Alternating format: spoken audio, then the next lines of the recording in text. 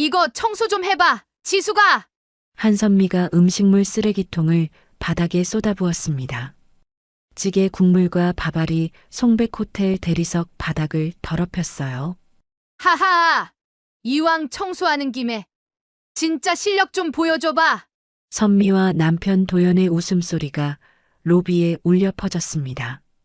주변 고객들이 놀라 돌아봤어요. 청소복을 입은 박지숙은 무릎을 꿇고 묵묵히 닦기 시작했습니다. 44세, 고등학교 때 왕따를 당했던 그 조용한 아이 그대로였어요. 너 엄마가 청소 일 하신다고 했었지? 역시 딸도 어머니 닮았네. 선미의 조롱이 계속됐습니다. 하지만 지숙의 입가에 묘한 미소가 스쳐 지나갔어요. 선미야, 넌 여전히 변한 게 없구나. 지숙이 천천히 일어서며 말했습니다. 그 목소리에는 뭔가 다른 느낌이 있었어요. 좋아요. 댓글 남겨주시면 가정의 평화와 행복이 찾아옵니다. 그런데 과연 누가 진짜 청소를 하게 될까요? 시간은 그날 새벽으로 거슬러 올라갑니다. 새벽 6시 송백호텔 강북 본관의 로비는 고요했습니다. 대리석 바닥에 은은한 조명이 반사되어 마치 거울 위를 걷는 듯한 착각을 불러일으켰죠. 이른 시간이라 손님들의 발걸음은 들리지 않았고 오직 걸레질하는 소리만이 정적을 깨뜨렸습니다. 청소복을 단정히 차려입은 여성이 무릎을 꿇고 로비 한쪽 구석을 정성스럽게 닦고 있었어요. 그녀의 이름은 박지숙, 44살이었습니다. 누가 봐도 평범한 청소 직원처럼 보였지만 사실 그녀는 이 호텔의 실소유 회장이었죠. 지숙은 매주 수요일마다 이렇게 현장에 나왔습니다. 손수 걸레를 들고 바닥을 닦고 직원들과 어깨를 나란히 하며 일했어요. 회장실에 앉아 서류만 보는 것보다 이렇게 움직이는 게 훨씬 마음에 들었거든요. 사람은 위에 있을수록 바닥을 봐야 해. 돌아가신 어머니가 남긴 유언이었습니다. 그 말씀이 지숙의 삶을 지배했죠. 아무리 높은 자리에 올라도 겸손함을 잃지 않으려 노력했어요. 그래서 매주 이렇게 청소복을 입고 현장을 돌았던 거예요. 지숙의 손놀림은 숙련되어 있었습니다. 구석진 곳까지 빠뜨리지 않고 꼼꼼히 닦아냈어요. 그런 그녀의 모습을 보며 지나가던 직원들은 고개를 숙여 인사했습니다. 회장님, 수고하세요. 지숙은 미소로 답했어요. 말보다는 행동으로 보여주는 게 더 진실하다고 믿었거든요. 그렇게 1시간쯤 청소를 하고 있을 때였습니다. 프런트 직원이 조심스럽게 다가왔어요. 20대 후반으로 보이는 여직원이었는데 얼굴에 약간의 긴장이 스며 있었습니다. 회장님, 잠깐 말씀드릴 게 있어서요. 지숙은 걸레를 바닥에 내려놓고 일어났습니다. 무릎을 털며 직원을 바라봤어요. 무슨 일이에요? 오늘 오후에 VIP 예약이 들어왔거든요. 한선미 고객님이신데 남편분과 함께 오신다고 하셨어요. 그 순간 지숙의 손이 멈췄습니다. 걸레를 쥔 손가락에 힘이 들어갔어요. 한선미라는 이름이 귓가에 맴돌았습니다. 설마 그 한선미일까요? 고등학교 시절 자신을 괴롭히던 그 아이 말이에요? 지숙의 마음속 깊은 곳에서 오래된 기억이 수면 위로 떠올랐습니다. 26년 전 고등학교 2학년 교실. 가난한 집안 때문에 늘 초라한 옷을 입고 다니던 자신을 비웃던 아이들. 그 중에서도 한선미는 가장 앞장서서 괴롭혔던 주동자였어요. 지수가 너 집에 돈이 없어서 그런 옷만 입고 다니니? 너희 엄마 청소하러 다닌다며? 우리 집 청소도 부탁해볼까? 그때의 모욕과 상처가 아직도 선명했습니다. 하지만 지숙은 그 경험을 원동력으로 삼아 지금까지 달려왔어요. 가난을 벗어나기 위해, 더는 무시당하지 않기 위해 악착같이 공부하고 일했습니다. 회장님, 괜찮으세요? 직원의 목소리에 지숙은 현실로 돌아왔어요. 미소를 지으며 고개를 끄덕였습니다. 네, 괜찮아요. VIP 고객님이니까 최선을 다해서 모시도록 해요. 네, 알겠습니다. 직원이 물러간 후 지숙은 다시 바닥을 닦기 시작했어요. 하지만 마음은 복잡했습니다. 운명이 참 아이러니하다는 생각이 들었거든요. 자신을 괴롭히던 아이가 이제는 이 호텔의 VIP 고객이 되어 찾아온다니요. 그런데 한편으로는 궁금하기도 했어요. 한선미는 지금 어떻게 살고 있을까요? 여전히 남을 깔보며 살고 있을까요? 아니면 세월이 흘러 달라졌을까요? 지숙은 걸레질을 멈추고 창밖을 바라봤습니다. 서울 시내의 아침 풍경이 눈에 들어왔어요. 바쁘게 출근하는 사람들, 새로 시작되는 하루. 모든 게 평범해 보였지만 지숙의 마음 한편에서는 무언가 변화의 기운이 감지되고 있었습니다. 오늘 오후 그녀와 한선미가 다시 만나게 될 거예요. 지숙은 깊은 숨을 들이쉬며 마음을 다잡았습니다. 어떤 상황이 와도 품위를 잃지 않겠다고 다짐했어요. 회장으로서의 권위와 개인적인 감정 사이에서 균형을 잡는 것이 쉽지 않을 테지만 그녀는 이미 마음의 준비를 하고 있었습니다. 25년 전에 연약했던 소녀는 이제 없었어요. 대신 성숙하고 강인한 여성이 그 자리에 서 있었습니다. 하지만 동시에 마음 한편에서는 과거의 상처가 다시 벌어지는 것 같은 아픔도 느껴졌어요. 시간이 흘러도 어떤 기억들은 여전히 생생하게 남아 있었거든요. 특히 어머니를 모독당했던 그 순간들은 지금 생각해도 분노가 치밀어 올랐습니다. 지숙은 청소를 마치고 천천히 일어섰어요. 창밖으로 보이는 서울의 하늘이 점점 밝아지고 있었습니다. 새로운 하루가 시작되는 거였죠.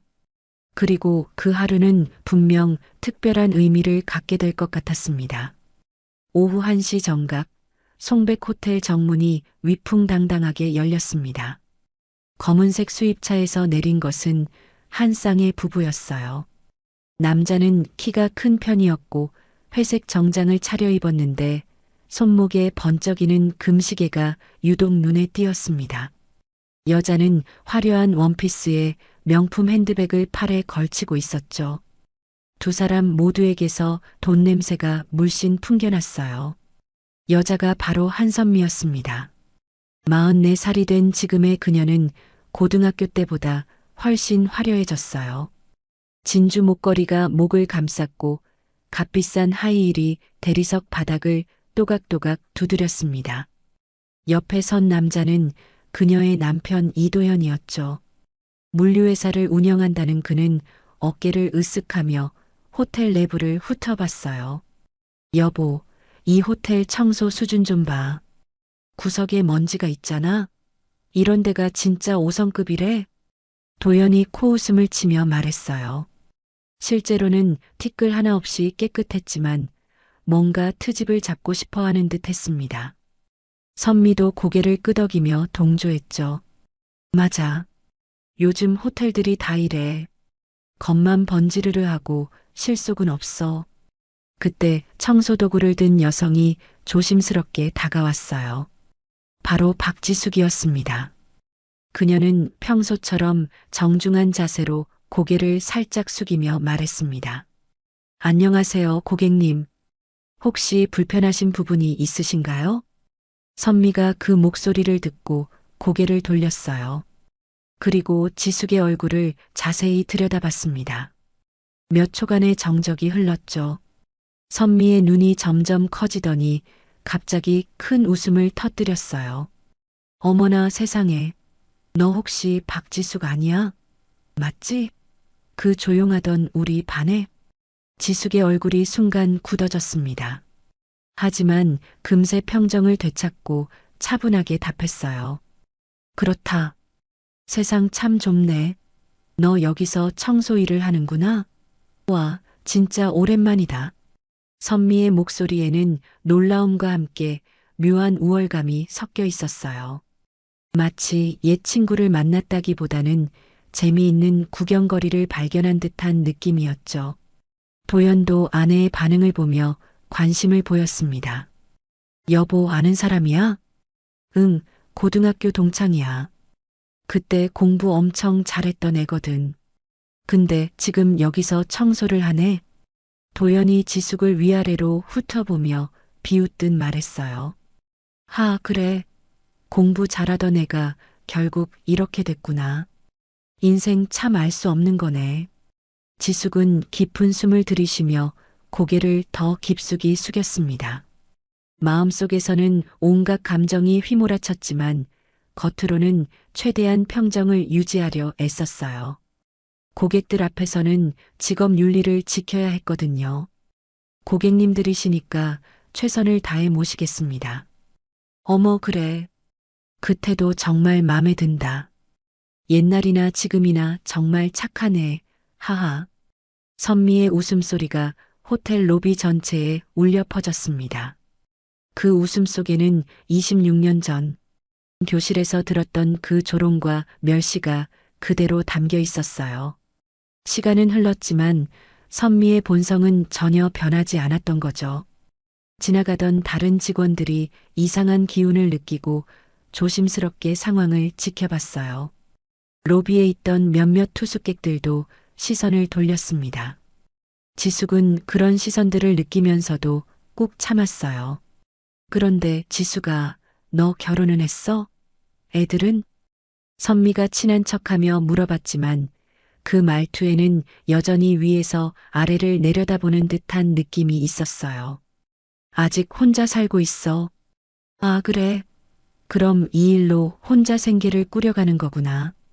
힘들겠다. 도연이 끼어들었어요. 여보, 그런데 이 친구 진짜 열심히 일하는 것 같은데? 구석구석 다 닦고 있네. 맞아. 성격이 원래 그랬어.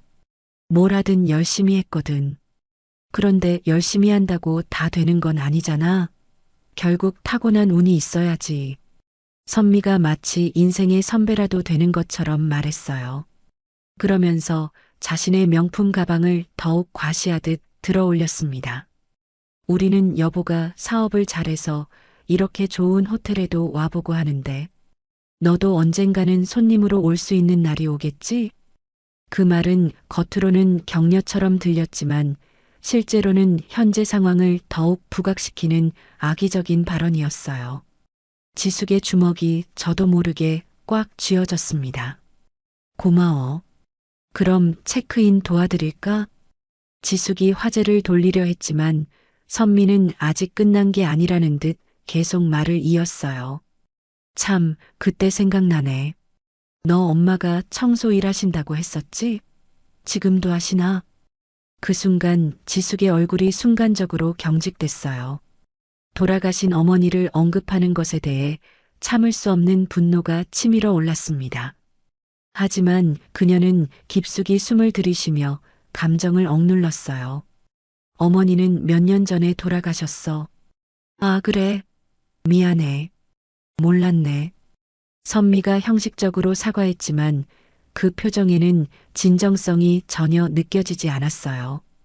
오히려 약간의 만족감 같은 게 스쳐 지나갔죠. 그래도 어머니 덕분에 청소 기술은 잘 배웠네. 보니까 정말 깔끔하게 잘하던데? 도연이 추임새를 넣었어요.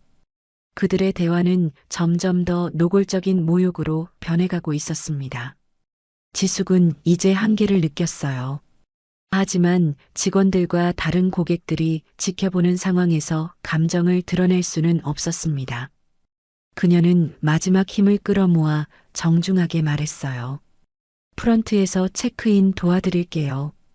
이쪽으로 오시죠. 그래, 그러자. 지수가 오늘 저녁에 시간 있으면 우리랑 같이 밥 먹을래? 옛날 얘기도 할 겸. 선미의 제안에 지숙은 잠시 망설였어요. 거절하고 싶었지만 고객 앞에서 노골적으로 싫다고 할 수도 없는 노릇이었죠. 업무가 있어서. 에이, 뭘. 청소일 정도야 누가 대신할 수도 있잖아. 회장님한테 말해봐. 도연이 거들었어요. 그들은 지숙이 진짜 일반 청소 직원이라고 완전히 믿고 있었습니다. 결국 지숙은 고개를 끄덕일 수밖에 없었어요. 이 상황을 어떻게든 마무리하고 싶었거든요. 알겠어. 그럼 체크인부터 도와드릴게. 세 사람이 프런트로 향하는 동안 로비에 남겨진 공기는 묘하게 무거웠습니다. 다른 직원들은 방금 전 상황이 심상치 않았다는 걸 본능적으로 느꼈어요. 특히 지숙의 표정에서 평소와는 다른 긴장감을 읽을 수 있었죠. 체크인 과정에서도 선미와 도연의 거만한 태도는 계속됐습니다. 마치 자신들이 특별한 존재라도 되는 양 직원들을 대했어요. 지숙은 그 모든 모습을 조용히 지켜보며 마음속에 무언가를 다짐하고 있었습니다. 그렇게 26년 만의 재회는 시작됐습니다. 하지만 그것은 반가운 만남이 아니라 과거의 상처를 다시 찢어놓는 고통스러운 순간이었어요. 그리고 이것은 시작에 불과했습니다. 체크인을 마친 1시간 뒤 선미와 도연은 호텔 로비 라운지에 자리를 잡았습니다. 값비싼 소파에 몸을 맡기고 와인을 주문한 그들의 모습은 여유로워 보였어요.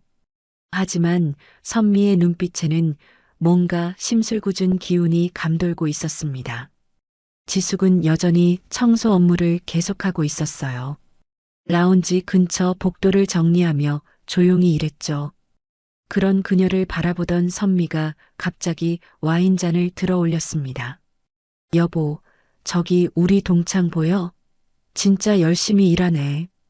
도연이 고개를 돌려 지숙을 바라봤어요. 그리고는 비웃듯 말했습니다.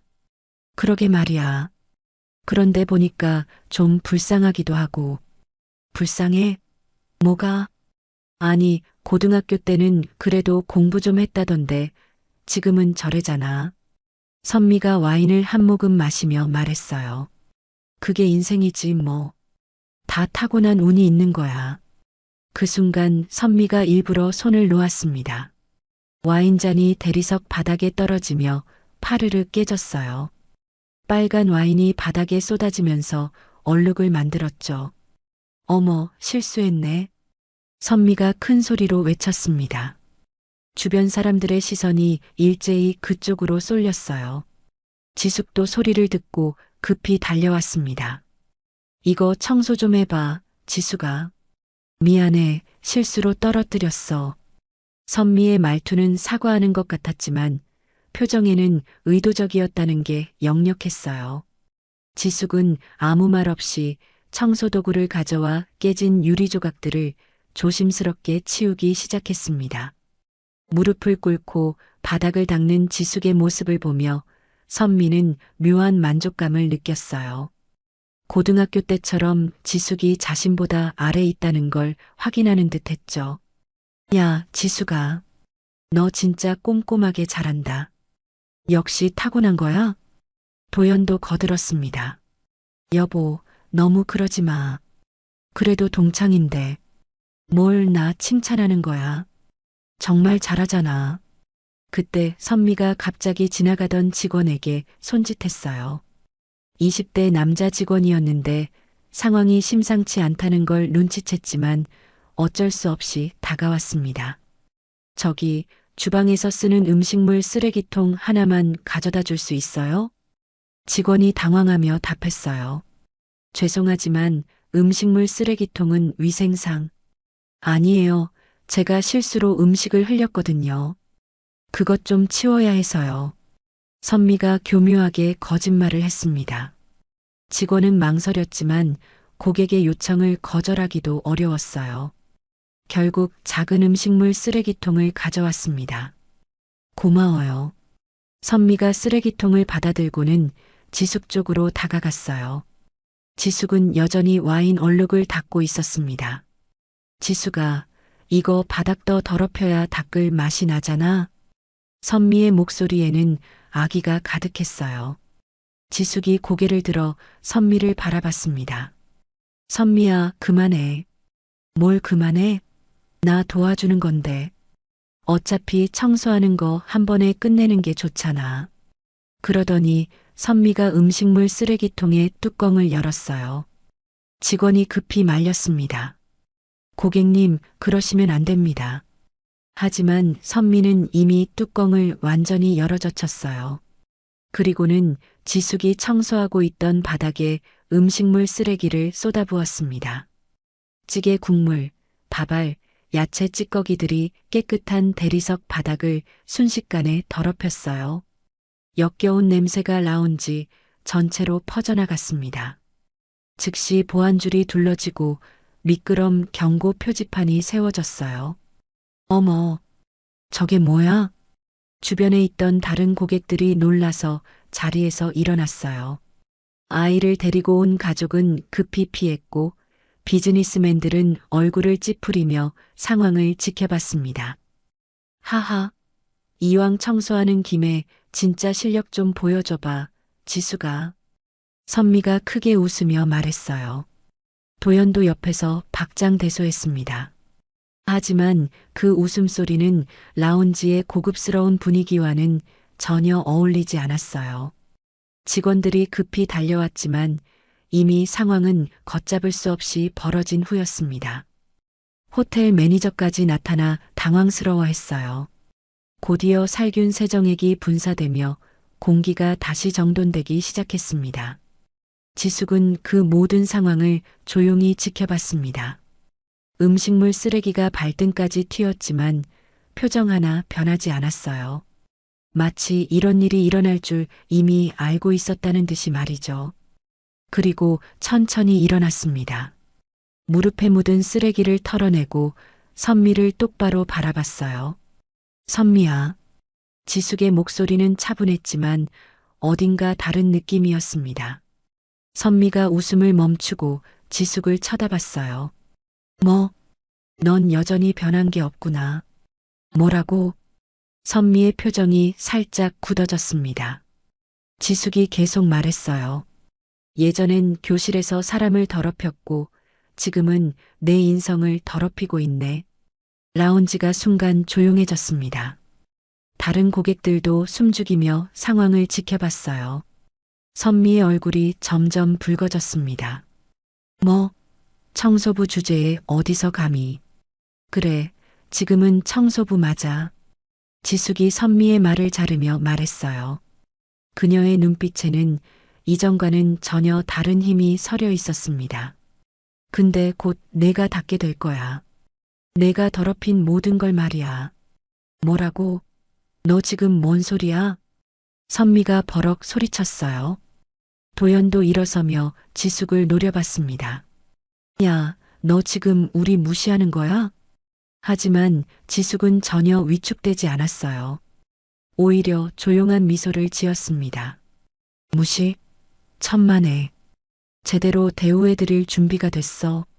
그 말을 하며 지숙이 호텔 직원들을 바라봤습니다.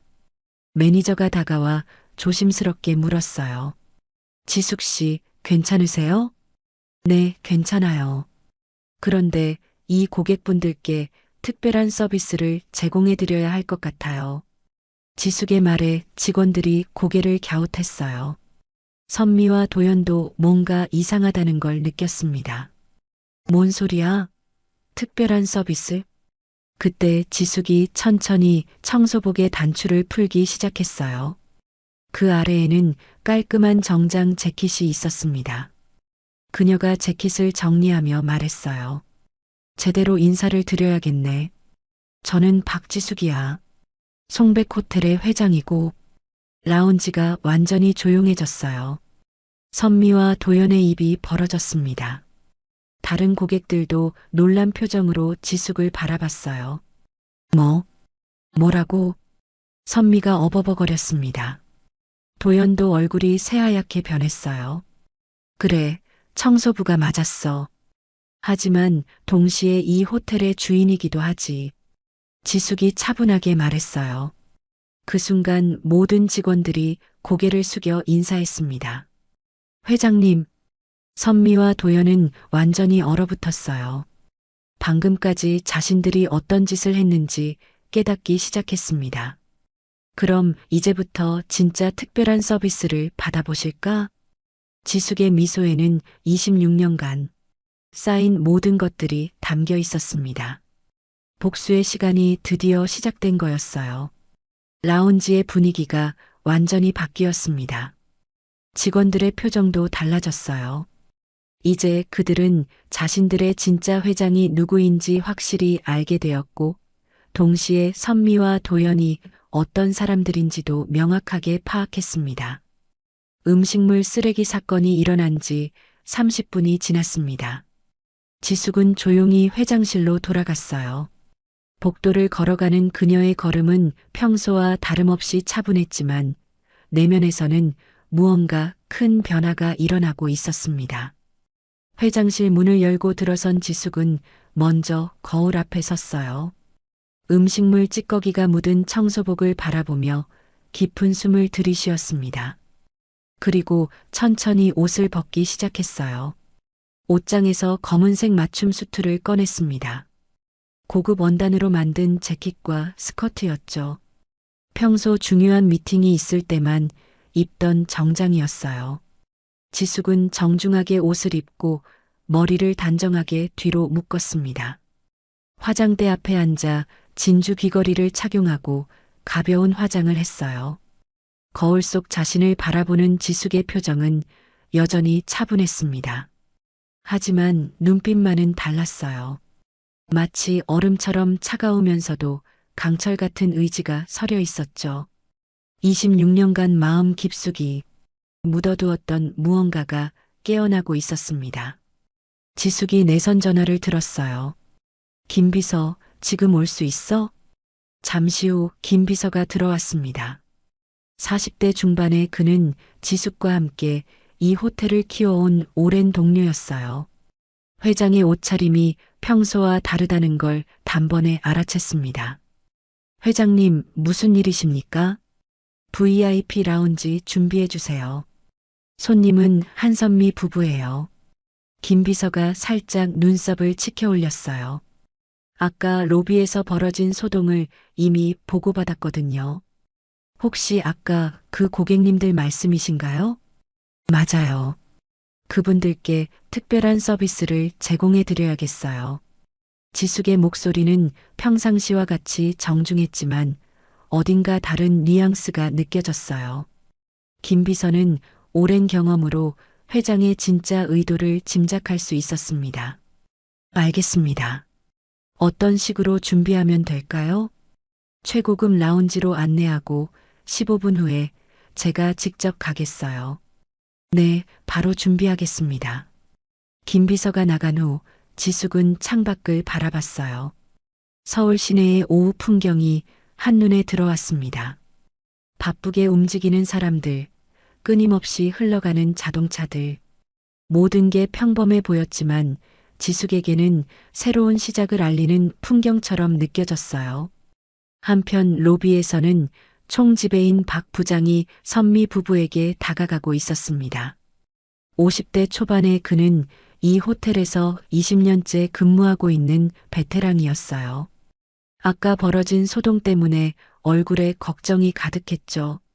한선미 고객님, 이도현 고객님. 박 부장이 정중하게 인사했어요. 선미와 도현은 여전히 아까 일 때문에 어리둥절한 상태였습니다. 아, 네. 뭔가요? 선미가 대답했어요. 아직도 지숙이 회장이라는 사실을 완전히 받아들이지 못하고 있었죠. 저희 회장님께서 고객님들을 특별히 모시고 싶다고 하셔서 VIP 라운지로 안내해 드리겠습니다. VIP 라운지요? 도연이 눈을 반짝였어요. 평소 이런 대우를 받아본 적이 없어서 기분이 좋아졌습니다. 네, 이쪽으로 오시죠. 세 사람은 엘리베이터를 타고 최상층으로 올라갔어요. VIP 라운지는 호텔에서 가장 고급스러운 공간 중 하나였습니다.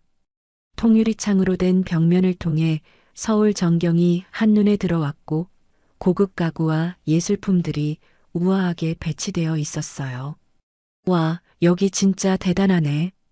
선미가 감탄하며 말했어요. 소파에 앉자마자 스마트폰을 꺼내 사진을 찍기 시작했습니다. 도연도 주변을 둘러보며 만족스러워했죠. 여보, 우리 처음으로 이런 대우 받아보는 거야. 역시 아는 사람이 있으니까 좋네. 그러게 말이야. 그런데 진짜 지숙이가 회장이 맞나? 아직도 믿기지 않아. 박 부장이 차를 준비해주며 말했어요. 잠시 후에 저희 회장님께서 직접 오십니다. 회장님이 우리를 직접요? 영광이네요. 도연이 우쭐해하며 말했어요. 선미도 기분이 좋아진 듯 웃었습니다. 그럼 우리가 지숙이 덕분에 VIP 대우를 받는 거네. 역시 친구는 성공한 친구가 있어야 해. 두 사람은 완전히 상황을 잘못 이해하고 있었어요. 지숙이 자신들을 특별히 대우해 주려는 거라고 생각했죠. 아까 벌어진 일들은 그저 해프닝 정도로 여기고 있었습니다. 그들은 고급스러운 라운지 분위기에 취해 있었어요. 평생 누려보지 못했던 VIP 대우에 들뜬 마음을 감추지 못했습니다. 특히 선미는 계속해서 사진을 찍으며 SNS에 올릴 생각에 바빴어요. 이런 곳에서 지숙이랑 얘기하면 옛날 생각도 많이 나겠네. 맞아. 그때는 정말 순진했지. 지금 보니까 더 웃기네. 그들의 대화는 여전히 지숙을 무시하는 내용들로 가득했어요. 회장이라는 사실을 알았음에도 불구하고 본능적으로 깔보는 마음을 버리지 못하고 있었습니다. 15분이 지났어요. 라운지 문이 천천히 열렸습니다. 그리고 그 문 사이로 한 여성이 들어왔어요. 검은 수트를 단정하게 차려입고 머리를 뒤로 묶은 여성. 바로 박지숙이었습니다. 하지만 아까의 청소복 차림과는 완전히 다른 모습이었어요. 지금의 지숙은 누가 봐도 성공한 기업인의 풍모를 갖추고 있었습니다. 걸음걸이는 자신감이 넘쳤고 표정은 차분하면서도 위엄이 있었어요. 특히 눈빛이 달랐습니다. 예전의 온화함은 사라지고 차갑고 날카로운 기운이 감돌았죠. 선미와 도연이 일어나서 어색하게 인사했어요. 지수가. 안녕하세요, 회장님. 도연은 갑자기 존댓말로 바뀌었습니다. 지숙의 변화된 모습에 압도된 거였어요. 지숙은 두 사람을 차례로 바라봤습니다. 그리고 소파 맞은편에 천천히 앉았어요. 앉아. 짧은 한마디였지만 그 목소리에는 거부할 수 없는 권위가 담겨 있었어요. 선미와 도연이 어쩔 수 없이 다시 앉았습니다. 먼저 제대로 소개를 해야겠네. 저는 박지숙이야. 송백호텔그룹 회장이고. 지숙이 명함을 꺼내 테이블 위에 놓았어요. 선미가 떨리는 손으로 명함을 집어들었습니다. 거기에는 분명히 송백호텔그룹 회장 박지숙이라고 적혀 있었어요. 정말 회장이었구나. 선미의 목소리가 떨렸습니다. 도연도 얼굴이 창백해졌어요. 이제야 상황의 심각성을 깨닫기 시작했죠. 네, 맞아. 그리고 아까 라운지에서 보여준 특별한 퍼포먼스, 정말 인상적이었어. 지숙의 말에 담긴 냉소를 두 사람 모두 느낄 수 있었어요. 아까 음식물 쓰레기를 뿌린 일을 말하는 거였죠. 그건 정말 죄송해. 우리가 몰랐어. 도연이 급히 사과했어요. 하지만 지숙의 표정은 변하지 않았습니다. 몰랐다고? 뭘 몰랐는데?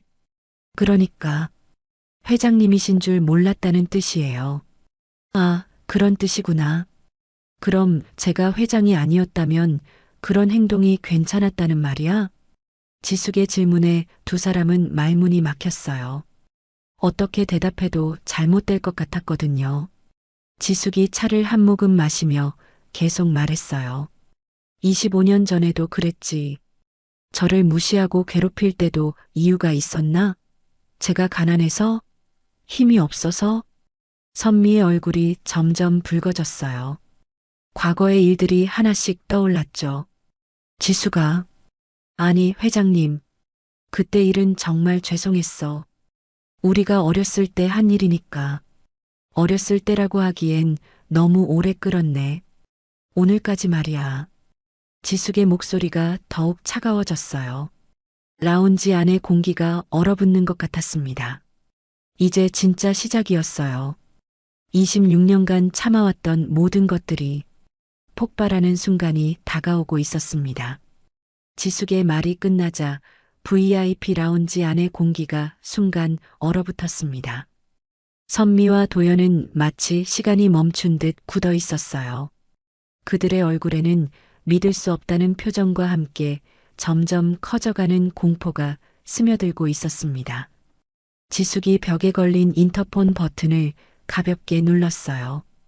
곧이어 라운지 문이 열리며 여러 명의 직원들이 들어왔습니다. 총지배인 박 부장을 비롯해 각 부서의 팀장들, 그리고 김 비서까지 모두 정중한 자세로 입장했어요. 회장님 부르셨습니다. 박 부장이 앞서서 인사했습니다. 그 순간 모든 직원들이 일제히 허리를 깊숙이 숙였어요. 회장님, 어서 오십시오. 회장님, 수고하셨습니다. 회장님, 안녕하십니까? 한 명 한 명의 정중한 인사가 라운지 안을 가득 채웠습니다. 직원들의 태도는 진심으로 지숙을 존경한다는 게 느껴졌어요. 단순히 상하관계 때문이 아니라 진정한 리더로 인정하고 있다는 걸 알 수 있었죠. 선미의 입이 점점 벌어졌습니다. 눈앞의 상황이 현실인지 꿈인지 분간이 안 됐어요. 지수가, 너 정말 회장이야? 목소리가 떨렸습니다. 아직도 믿기지 않는다는 듯 지숙을 바라봤어요. 도연 역시 마찬가지였습니다. 입술이 파르르 떨리며 말을 제대로 잇지 못했죠. 응, 맞아. 지숙이 담담하게 답했어요. 그리고는 선미를 똑바로 바라보며 계속 말했습니다. 내가 아까 더럽힌 그 바닥, 그게 다 내 호텔이야. 선미의 얼굴이 창백해졌어요. 아까 자신이 어떤 짓을 했는지 생생하게 떠올랐거든요. 음식물 쓰레기를 뿌리며 웃었던 순간들, 지숙을 무시하며 던진 말들이 하나씩 되살아났습니다. 도연도 상황의 심각성을 깨닫기 시작했어요. 몸이 자꾸 떨렸고 말을 더듬기 시작했습니다. 이건 무슨 장난 같은... 장난? 지숙이 도연의 말을 자르며 물었어요. 그녀의 목소리에는 차가운 분노가 담겨 있었습니다. 너희가 고등학교 때 나한테 했던 것도 장난이라고 그랬지. 나도 그때는 정말 장난인 줄 알았어. 지숙이 잠시 말을 멈추고 창밖을 바라봤어요. 그리고는 다시 두 사람을 응시하며 계속했습니다. 근데 사람 마음에 남는 상처는 농담으로는 절대 지워지지 않더라. 26년이 지나도 말이야. 선미가 급히 억지 웃음을 지으며 말했어요. 어떻게든 상황을 수습해 보려는 몸부림이었죠. 야, 지수가. 그땐 우리가 어렸잖아. 철없을 때 한 일이고. 아까도 미안하다고 했잖아. 하지만 지숙은 고개를 천천히 저었어요. 아니야, 선미야. 너 한 번도 미안하다고 안 했어. 고등학교 때도 오늘 오후까지도. 선미의 얼굴이 붉어졌어요. 지숙의 말이 맞았거든요.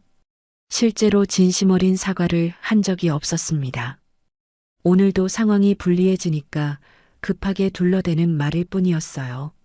지숙이 테이블 위에 있던 리모컨을 집어들었습니다. 그리고 라운지 벽면에 걸린 대형 모니터를 향해 버튼을 눌렀어요. 화면이 켜지면서 호텔 로고가 나타났습니다. 혹시 기억이 안 난다면 다시 한번 보여줄게. 지숙의 목소리는 여전히 차분했지만 그 안에 담긴 의도는 명확했어요. 곧이어 화면이 바뀌며 CCTV 영상이 재생되기 시작했습니다. 오늘 오후 라운지에서 벌어진 일들이 고스란히 담겨 있었어요. 선미가 일부러 와인잔을 떨어뜨리는 장면부터 시작해서 음식물 쓰레기통을 가져오라고 하는 모습, 그리고 마침내 지숙이 닦고 있던 바닥에 쓰레기를 뿌리는 순간까지 모든 게 생생하게 기록되어 있었습니다. 화면 속 선미의 표정은 아기로 가득했어요.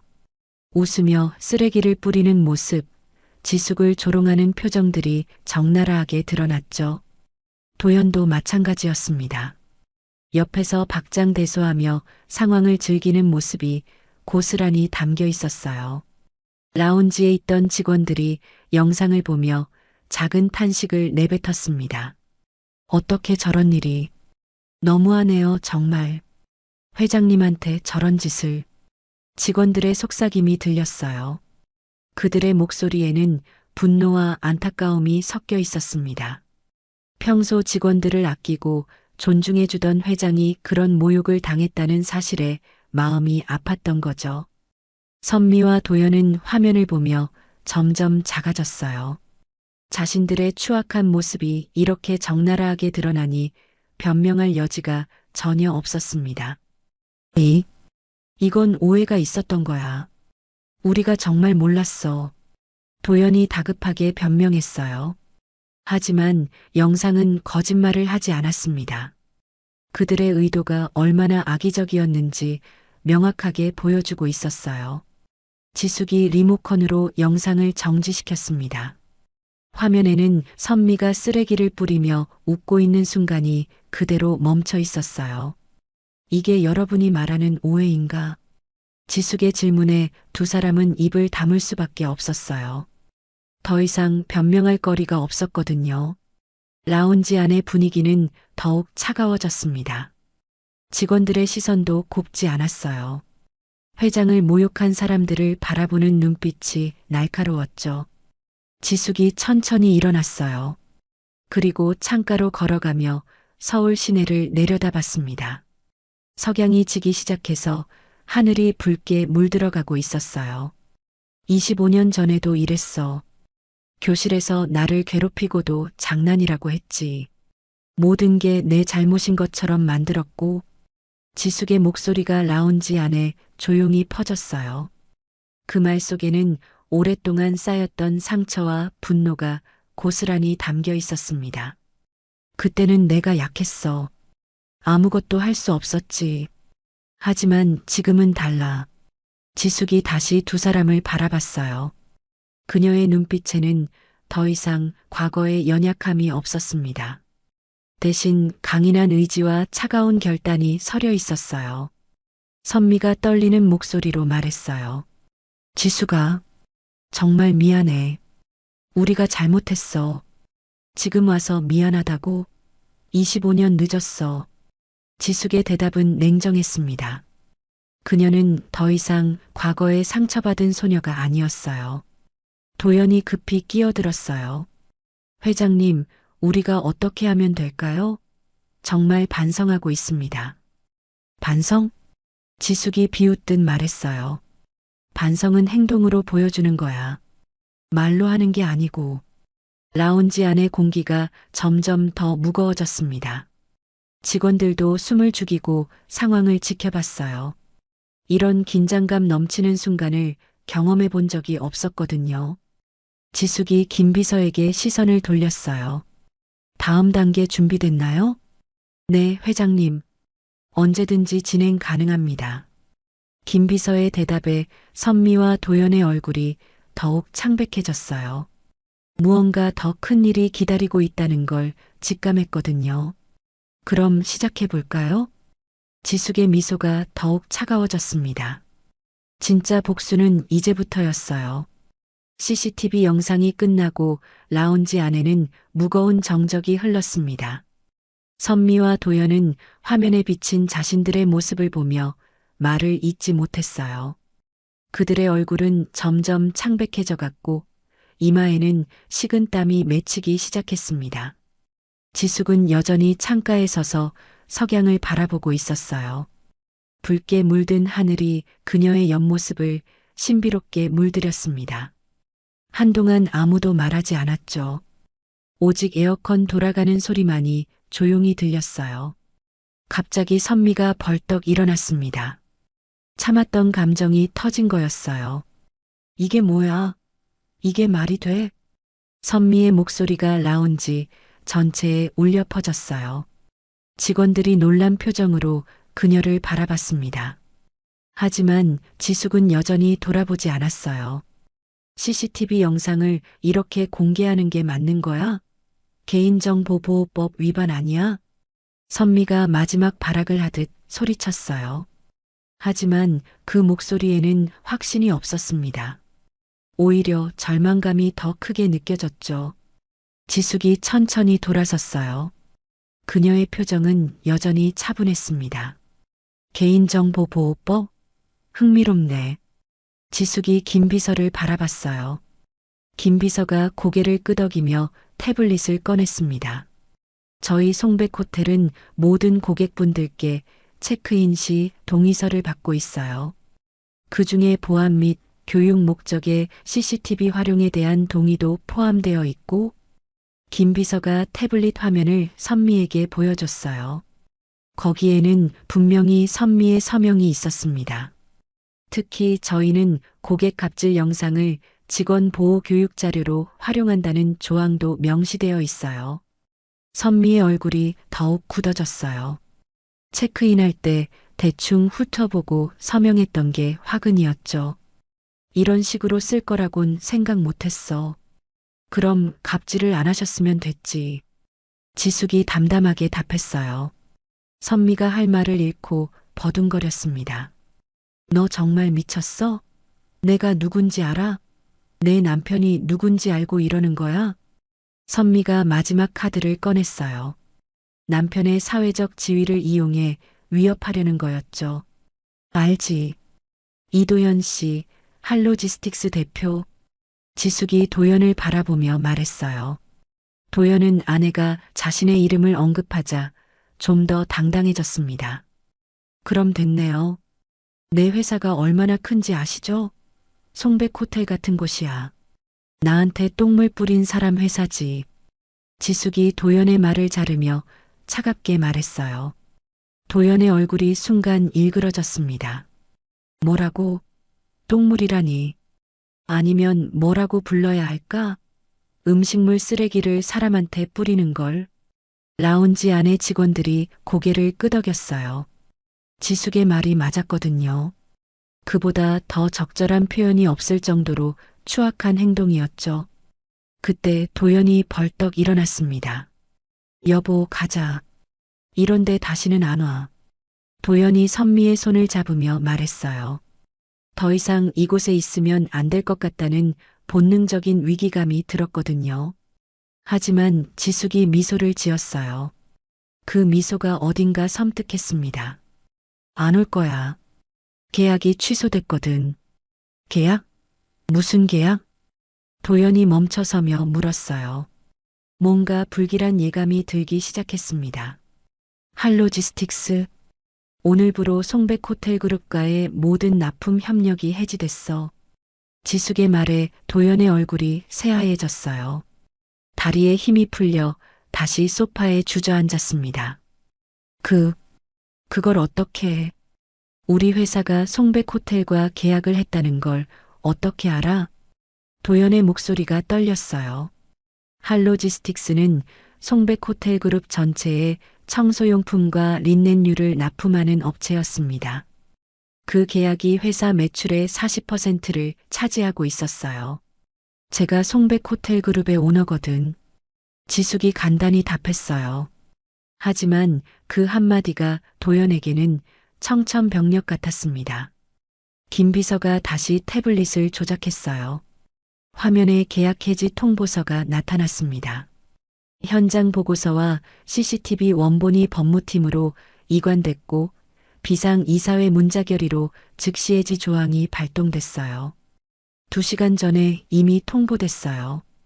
도연이 급히 스마트폰을 꺼내 이메일을 확인했어요. 정말로 계약 해지 통보서가 와 있었습니다. 사유란에는 갑질 및 직원 모독 행위라고 명시되어 있었어요. 이럴 수는 없어. 계약서에 있는 절차를 밟아야지. 도연이 다급하게 항의했어요. 하지만 김 비서가 고개를 저었습니다. 계약서 제12조를 보시면 갑질이나 직원 모독 시 즉시 해지 조항이 있어요. 이도현 대표님께서 직접 서명하신 계약서예요. 도연의 얼굴이 점점 창백해졌어요.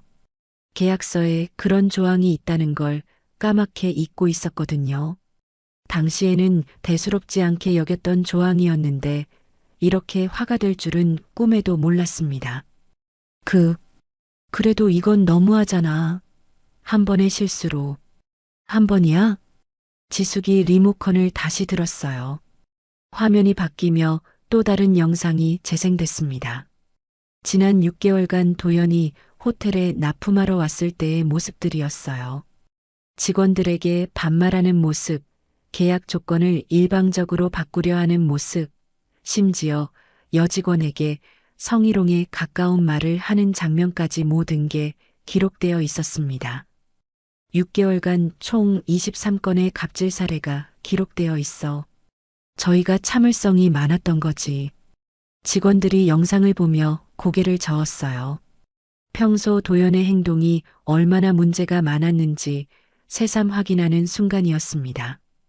도연은 이제 완전히 절망에 빠졌어요.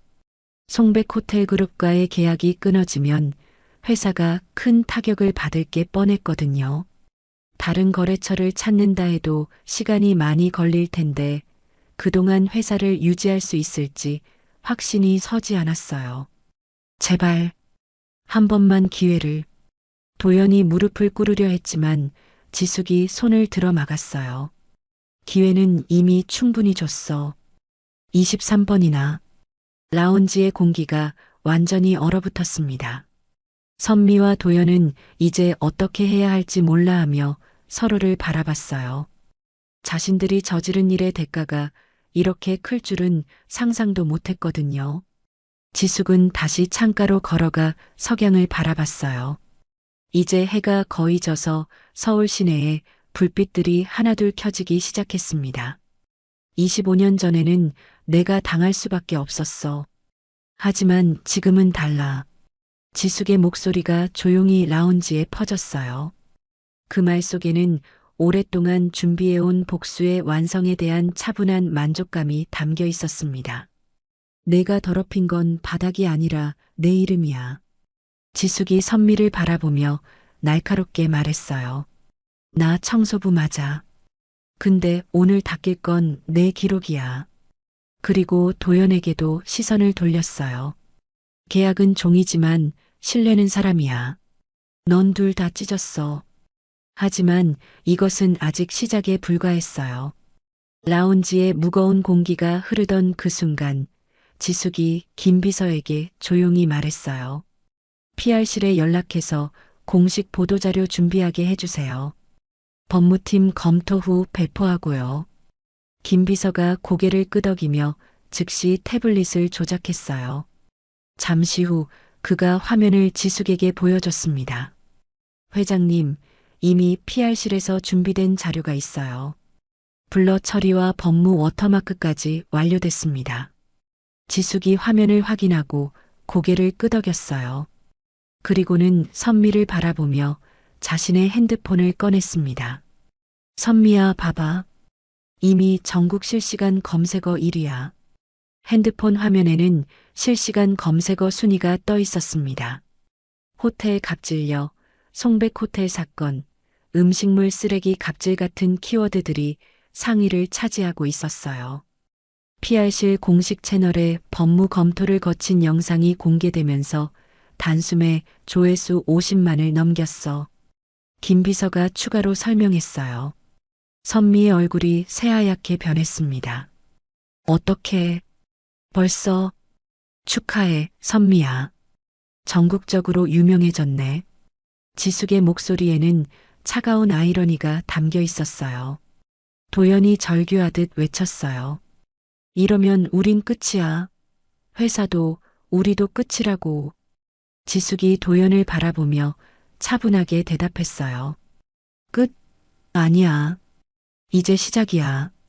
뭐가 시작이라는 거야? 사람이 어떻게 살아야 하는지 배우는 시작 말이야. 지숙의 목소리에는 어떤 확신이 담겨 있었어요. 단순한 복수가 아니라 진정한 교육의 의미를 담고 있었죠. 그때 라운지 문이 다시 열렸어요. 이번에는 호텔 보안팀이 들어왔습니다. 팀장이 지숙에게 정중히 인사했어요. 회장님, 지시하신 대로 처리하겠습니다. 수고해 주세요. 정중하게 안내해드리고 출입 제한 통보서도 전달해 주세요. 알겠습니다. 보안팀장이 선미와 도연에게 다가갔어요. 고객님들, 호텔 규정에 따라 퇴실을 안내해 드리겠습니다. 그리고 1년간 출입 제한 통보서를 전달드립니다. 선미가 마지막으로 지숙을 바라보며 애원하듯 말했어요. 지숙아, 제발. 하지만 지숙은 더 이상 들어줄 마음이 없었습니다. 늦었어, 선미야. 기회는 25년 동안 충분히 있었어. 보안팀이 두 사람을 정중하지만 단호하게 안내했어요. 선미와 도연은 저항할 힘도 없이 따라갔습니다. 복도를 걸어가며 선미의 흐느낌 소리가 들렸지만 지숙은 돌아보지 않았어요. 이걸로 우리 사이는 정말 끝이야. 지숙이 마지막으로 중얼거렸어요. 그 말 속에는 오랫동안 쌓인 모든 감정이 담겨 있었습니다. 선미와 도연이 나간 후 라운지에는 지숙과 직원들만 남았어요. 직원들이 조심스럽게 지숙을 바라봤습니다. 회장님, 괜찮으세요? 김 비서가 걱정스럽게 물었어요.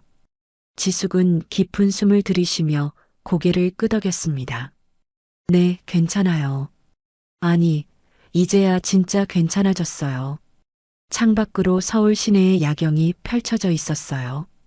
수많은 불빛들이 반짝이며 새로운 시작을 알리는 것 같았습니다. 그날 밤 각종 SNS와 온라인 커뮤니티에서는 송백호텔 갑질 사건이 뜨거운 화제가 되었어요. 대부분의 반응은 지숙과 호텔을 지지하는 쪽이었습니다. 진짜 리더십이란 게 뭔지 보여줬다. 직원을 보호하는 회장. 정말 멋있다. 갑질하는 사람들한테는 이래야 한다. 댓글들이 쏟아졌고 호텔 예약 문의도 급증했어요. 며칠 후 예상대로 선미와 도연은 언론 앞에 나섰습니다. 주요 방송사 뉴스에서 그들이 눈물을 흘리며 무릎을 꿇고 사과하는 모습이 전국에 방송됐어요. 저희가 정말 잘못했습니다. 다시는 그런 행동을 하지 않겠습니다. 선미의 목소리는 떨렸고 진심 어린 후회가 느껴졌어요. 도연도 마찬가지로 삶의 무게에 짓눌린 듯 보였습니다. 하지만 이미 늦었어요. 그들의 회사는 여러 거래처와의 계약을 잃었고 사회적 신뢰는 바닥으로 떨어졌습니다. 그들이 받은 것은 정확히 그들이 다른 사람들에게 했던 일의 결과였어요. 그와 대조적으로 송백호텔은 직원 존중 캠페인으로 전국적인 관심을 받게 되었어요. 예약이 급증했고 기업 연수나 세미나 장소로도 인기가 높아졌습니다. 지숙에게는 정말로 새로운 시작이었어요. 25년간 마음 깊숙이 묻어두었던 상처와 분노를 드디어 털어낸 거였죠. 이제 더 이상 과거에 얽매이지 않고 앞으로 나아갈 수 있을 것 같았습니다. 한편 선미와 도연의 근황도 계속 화제가 되었어요. 도연의 회사는 결국 부도 위기에 몰렸고 선미는 사회적 활동을 완전히 중단해야 했습니다. 그들이 그토록 자랑스러워했던 사회적 지위와 재산은 하루아침에 무너져 버렸어요. 하지만 이 모든 것이 지숙에게는 복수가 아니라 정이었습니다. 그녀는 단순히 개인적인 원한을 갚은 게 아니라 잘못된 것을 바로잡은 거였어요. 일주일이 더 지났습니다. 송백호텔 갑질 사건의 여파는 여전히 계속되고 있었어요. 각종 미디어에서 진정한 리더십에 대한 토론이 이어졌고 지숙의 평소 경영 철학이 재조명받기 시작했습니다. 그날도 지숙은 어김없이 청소복을 입고 호텔 곳곳을 돌고 있었어요. 새벽 6시 로비에서 걸레를 들고 바닥을 닦는 모습은 사건 이전과 전혀 다르지 않았습니다. 다만 마음만은 훨씬 가벼워져 있었죠. 회장님, 수고하세요. 회장님, 오늘도 일찍 나오셨네요. 지나가는 직원들의 인사가 더욱 따뜻해진 것 같았어요. 이번 일로 회장에 대한 존경심이 더욱 깊어졌거든요. 지숙도 평소와 같이 미소로 답하며 자연스럽게 대화를 나눴습니다. 호텔의 분위기도 많이 달라졌어요. 직원들이 더욱 자신감 있게 일하는 모습을 볼 수 있었고, 고객들도 더욱 정중한 태도를 보였습니다. 갑질 사건 이후 호텔 전체에 긍정적인 변화의 바람이 불고 있었어요. 점심시간이 되자 지숙은 직원 식당으로 향했어요. 오늘도 일반 직원들 사이에 자연스럽게 앉아 함께 식사를 했습니다. 회장님, 요즘 예약 문의가 정말 많아졌어요. 맞아요.